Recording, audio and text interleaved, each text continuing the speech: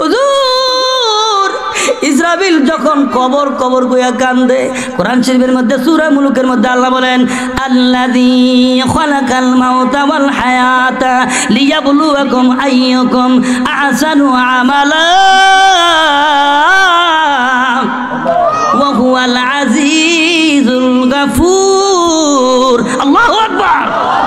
আল্লাহ বলেন হায়াত এবং মৃত্যু সৃষ্টি করেছি আইয়ুকুম আহসানু আমালা, কে সুন্দর সুন্দর আমলগুলো লইয়া আমার কাছে আসতে পারে কোন আলহামদুলিল্লাহ। এরে দুনিয়ার মানুষেরা, হায়াতরা তোমার এত সহজে আমি দেই নাই, আমি দিছি আমি আল্লাহ রে আল্লাহ কইয়া ডাকবা, 5 ওয়াক্ত নামাজ পড়বা, রমজানে রোজা রাখবা, উপযুক্ত হইলে হজ করবা, উপযুক্ত হইলে যাকাত দিবা, ধনীদেরকে দিবা, মাহফিল করাইবা, দান করবা, সদকা করবা, সদকাতুল জারিয়া চালু রাখবা।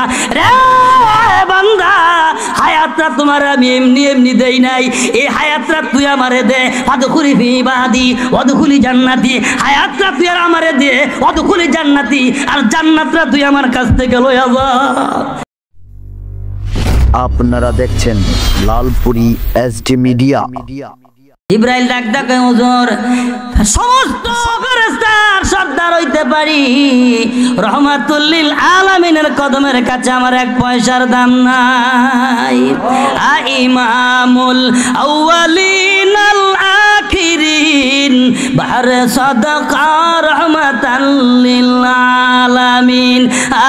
ইমামুল আউয়ালিন আল আখিরিন বাহরে সাদাকা রহমাতাল লিল।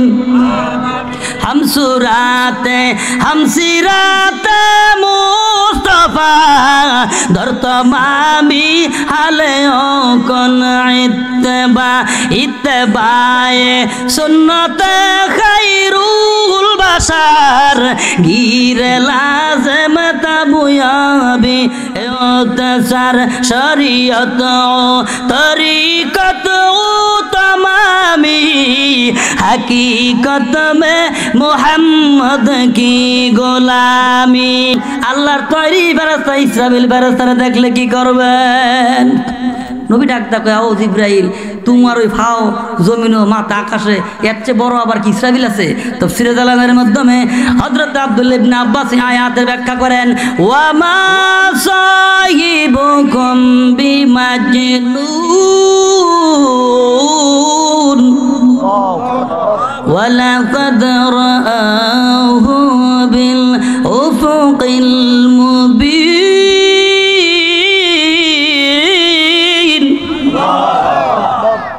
এই আয়াতের ব্যাখ্যা করতে গিয়ে বলেন হুজুর জিবরাইল কেমন? আমার নবী ডাকদা বলে জিবরাইল আল্লাহর তৈরি ফেরেশতা ইসরাফিল আবার কেমন? বলে হুজুর এত বিরাট করে আল্লাহ বানাইছে, ইসরাফিলের পাও 7 জমিনের নিচে চলে গেছে, আর মাথা চলে গেছে প্রথম আসমান, দ্বিতীয় আসমান, তৃতীয় আসমান, চতুর্থ আসমান, পঞ্চম আসমান, ষষ্ঠ আসমান, সপ্তম আসমান বেয়াত করে আল্লাহর আরশে আজিমের মধ্যে তার মাথা। আল্লাহু আকবার, নারে তাকবীর, নারে রিসালাত। এত বিরাট বড় ফেরেশতা বানাইছে, এত বিরাট বড় ফেরেশতা আল্লাহ বানাইছে। কয় হ এ জিবরাইল, এত বিরাট ফেরেশতা আল্লাহ বানাইছে। বলে হুজুর এখানে আবার একটা কারণ আছে। এই জিবরাইল কখনো কখনো, এই ইসরাফিল ফেরেশতাটা কখনো কখনো চড়ুই পাখির মতন ছোট হইয়া যায়। নবী আমার ডাকতে কই জিবরাইলে, এটা বুঝে আসে না, এই বললা 7 জমিনের নিচে পা চলে গেছে, আল্লাহর আরশে আজিমের মধ্যে মাথা চলে গেছে, এত বিশাল ফেরেশতাটা আবার চড়ুই পাখির মতো ছোট হয়, এটা বুঝে আসে না। তাফসীরের কিতাব তাফসীর বুঝতে হলে একটু জ্ঞান লাগবে, বুঝতে হবে কথা ঠিক না বেঠিক, এটা কিচ্ছা কাহিনী না। তাফসীরে জালালের মাধ্যমে ওয়া মা সাহিবুকুম বিমাজনুন আয়াতের ব্যাখ্যা, সূরাত তাকবীরের ব্যাখ্যা করে কোন আলহামদুলিল্লাহ। আমার ভাইরা, জিবরাইল ডাক হুজুর ইসরাফিল ফেরেশতা কবরের ভয়ে যখন কান্দে, হুজুর ইসরাফিল যখন কবর কবর কইয়া কান্দে, কোরআন শরীফের মধ্যে সূরা মুলুকের মধ্যে আল্লাহ বলেন আল্লাযী খালাকাল মাউতা ওয়াল হায়াতা লিয়াবলুয়াকুম আইয়ুকুম আহসানু আমালা ওয়া হুয়াল আজিজুল গাফুর। আল্লাহু আকবার। আল্লাহ বলেন হায়াত এবং মৃত্যু সৃষ্টি করেছি। আইয়ুকুম আহসানু আমালা, কে সুন্দর সুন্দর আমলগুলো লইয়া আমার কাছে আসতে পারে কোন আলহামদুলিল্লাহ। এরে দুনিয়ার মানুষেরা, হায়াতরা তোমার এত সহজে আমি দেই নাই, আমি দিছি আমি আল্লাহ রে আল্লাহ কইয়া ডাকবা, 5 ওয়াক্ত নামাজ পড়বা, রমজানে রোজা রাখবা, উপযুক্ত হইলে হজ করবা, উপযুক্ত হইলে যাকাত দিবা, ধনীদেরকে দিবা, মাহফিল করাইবা, দান করবা, সদকা করবা, সদকাতুল জারিয়া চালু রাখবা। রে বান্দা, হায়াতরা তোমার আমি এমনি এমনি দেই নাই, এই হায়াতরা তুই আমারে দে, ফাদখুলি ফি ইবাদি ওয়াদখুলি জান্নাতি। হায়াতরা তুই আর আমারে দে, ওয়াদখুলি জান্নাতি, আর জান্নাতরা তুই আমার কাছ থেকে লইয়া যা। নারে তাকবীর, নারে সালাত। রে বান্দা, তোরা হায়াতরা বানাইছি, হায়াতরা দিছি আমার ডাকার জন্য, এমন একটা দিছি ফাদখুলি ফি ইবাদি ওয়াদখুলি জান্নাতি। বান্দারে আমি বলেছি আইয়াতুহান নাফসুল মুতমাইন্না ইরজিই ইলা রাব্বিকা রাদিয়াতাম মারদিয়া ফাদখুলি ফি ইবাদি ওয়াদখুলি জান্নাতি। হে শান্তিপ্রাপ্ত আত্মা, তুমি বের হয়ে আসো কোন আলহামদুলিল্লাহ। আল্লাহ ডাক দিবে, কারণ তোমার ডাক দিছে এই জন্য তুমি সারাদিন মানুষ লয়ে ব্যবসা করছো, বাণিজ্য করছো, সংসার করছো।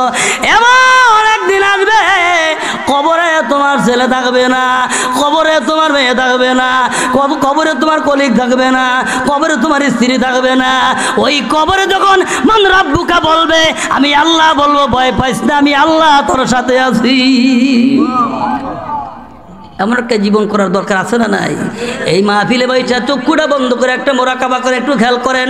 বাবারে, যার যার গুনাহ তার তার জানা, নিজের গুনার খবর কেউ জানে না, ঠিক না বেটি? কোথায় কে গুনাহ করেছি 60 বছর 70 বছর জীবনে আমরা কে কি গুনাহ করেছি?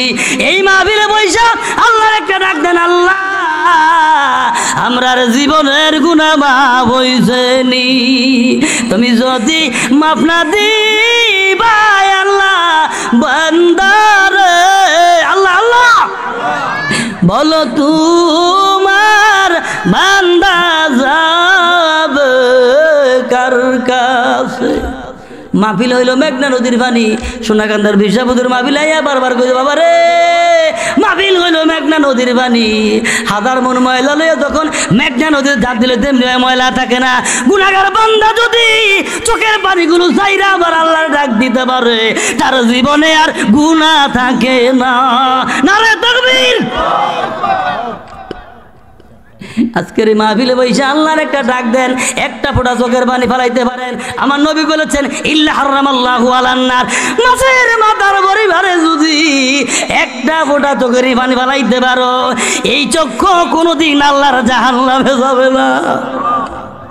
দিলটা নরম করিয়া চক্ষু বন্ধ করে বসিয়া যান। বাবারে, আজকের এই মাহফিলে জনপুরে খানদান আল্লাহর ওলি আছে, ওলির বরকতে দোয়া কবুল হবে, সকলে বলেন আমিন। জিবরাইল ডাক ডাকে হুজুর, ইসরাফিল ফেরেশতা আল্লাহর ভয়ে কান্দে, কবরের ভয়ে কান্দে, হাসরের ভয়ে কান্দে। তাফসীরের কিতাবের মধ্যে আসছেন, তাফসীরে জালালাইনের মধ্যে আছে, ইমাম সালাবী রাহমাতুল্লাহ আলাইহি এই আয়াতের ব্যাখ্যা করতে গিয়ে বলেন, ফেরেশতাদের কোনো সংসার নাই, কোনো ঘর নাই, ব্যবসা নাই, বাণিজ্য নাই। সূরা বাকারার মধ্যে বলা হয়েছে ক্বালু সুবহানাকা লা ইলমা লানা ইল্লা মা আল্লামতানা ইন্নাকা আনতাল আলিমুল হাকীম। আল্লাহ আল্লাহ ক্যা মুবারক নাম গায়, আল্লাহ আল্লাহ আশকু কা কাম গায়, আল্লাহ আল্লাহ নিচে শিরিন নাম, শির শক্কর নিকুনাদ জানম তমাম হর কে দারাত খৌফে ইয়াকুদার দিল মাদাম জান্নাতুল মাওয়াদ খাদু রামাকাম। জোরে জোরে কোন সুবহানাল্লাহ, আর জোরে কোন আল্লাহু আকবার কবীরা। আমার ভাইরা, আমার বন্ধুরা, ইসরাফিল ফেরেশতা, ফেরেশতাদের কোনো সংসার নাই, কোনো ছেলে নাই, মেয়ে নাই, তারা খালি আল্লাহর নাম জপে। কি কবে? তাদের কাজ হইল ক্বালু সুবহানাকা লা ইলমা লানা ইল্লা মা আল্লামতানা ইন্নাকা আনতাল আলিমুল। তারা সুবহানাল্লাহ, আলহামদুলিল্লাহ, আল্লাহু আকবার, মাশাআল্লাহ, ইনশাআল্লাহ, এই আল্লাহর তাসবিহ তাহলিল আর সানা সিফত। আলহামদুলিল্লাহ কইতেন না? এত বড় ফেরেশতা, তাকে কোনো গুনাহ নাই, ফেরেশতারা মাসুম। ফেরেশতারা কি মাসুম? তাদের গুনাহ না থাকার পরেও তারা কবরের কথা শুন না, কানতে কানতে এত বড় ফেরেশতা শরীফ ফাঁকের মতন কাতুরে থাকা কবরের ডরে আল্লাহু আকবার বলেন। আর আমরা 80 বছর 70 বছর গুনাহ করার ভরও কবরের মধ্যে বৈশা, আজকের মাহফিলে বৈশা আমাদের ডর নাই। আমি কোথায় মিথ্যা কথা বলেছি, আমি কোথায় বড় হক খাইলাম, আমি কত ওয়াক্ত নামাজ কাজা করলাম, আমি হারাম খাইয়ে জীবন শেষ করলাম, আমি সুদ খাইলাম, আমি ঘুষ খাইলাম, আমি মিথ্যা কথা বললাম, আল্লাহ চিনলাম না, নবী চিনলাম না, দিন চিনলাম না, ইসলাম চিনলাম না, মানুষ চিনলাম না, কবর বুঝলাম না, হাসর বুঝলাম না, সিরাত চিনলাম না, নবী চিনলাম না। আমার কি উপায় হবে এটা বুঝার জন্যই মানুষ বেহেশতের বাগানে মাহফিলে বসে চিল্লায় বলেন আমিন।